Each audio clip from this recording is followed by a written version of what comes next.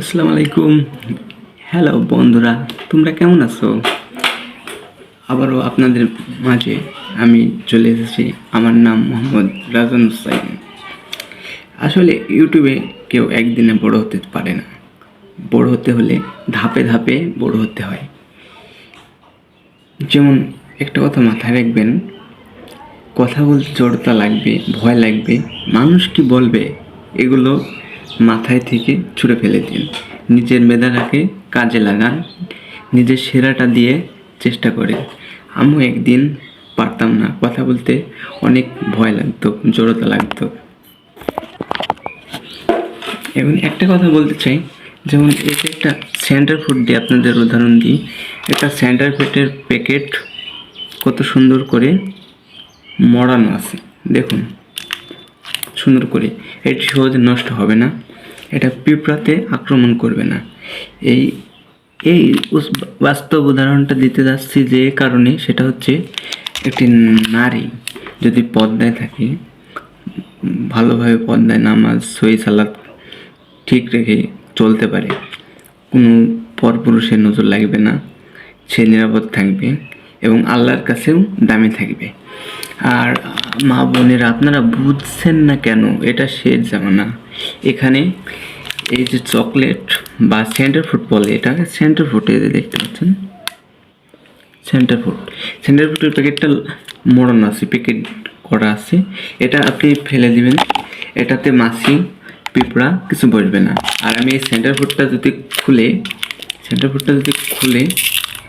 ভিতরের এই অংশটা, ভিতরে আপনারা দেখতে পাচ্ছেন, এই ভিতরের এই অংশটা আমি যদি মাটিতে ছুঁড়ে ফেলে দিই, তাহলে বুঝলেন, ছুঁড়ে ফেলার পরে এটাতে মাছি বসবে, এটাতে পিঁপড়া বসবে, মানে যার যেটা আহার রিজিক সে এসে ভোগ করবে। কিন্তু আপনি যদি এই সেন্টার ফুডটা যদি প্যাকেটিং থাকে, মোড়ানো থাকে, এটা কি সহজে নষ্ট হবে ভাই? আপনারা বলুন। তাহলে আপনার মা বোনেরা, আপনারা কেন বুঝছেন না? আপনারা দেহের পর্দা ফরজ। কিন্তু একটা কথা মাথায় রাখবেন, শুধু নারীরা পর্দা করলে চলবে না, পুরুষদেরও চোখের হেফাজত রাখতে হবে। এবং হেফাজত রাখলে হবে না, মা বোন বাড়িতে আসে, তাদেরকে ভক্তি শ্রদ্ধা করে দেখবেন। এবং বাইরেও যে একটা রাস্তার মেয়ে যায়, সেটাও অন্য কারোর একটা বোন, কারোর মা, কারোর খালা, এটা ভেবে তাদেরকে সম্মান দিন।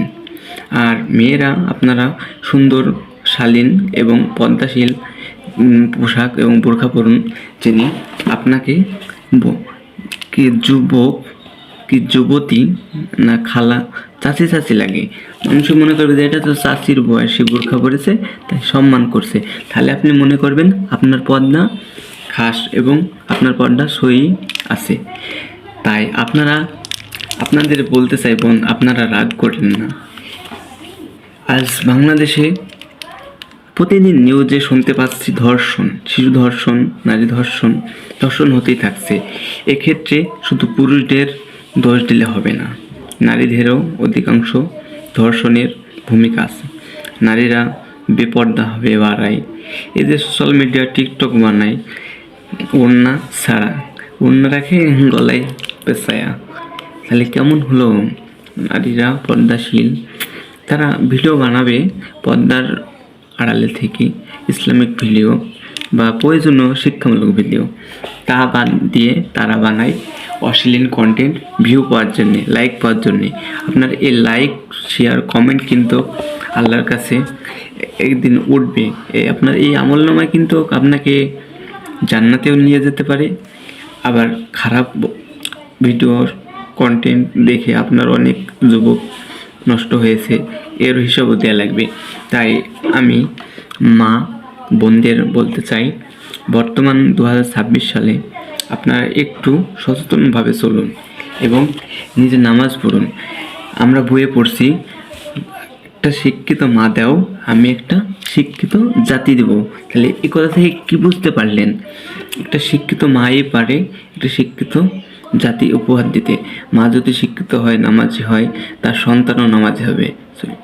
তার স্বামীকে শ্রদ্ধা করবেন, স্বামীকে সম্মান দিবেন এবং ভালোভাবে চলবেন, পর্দাভাবে চলবেন। আল্লাহ হাফেজ।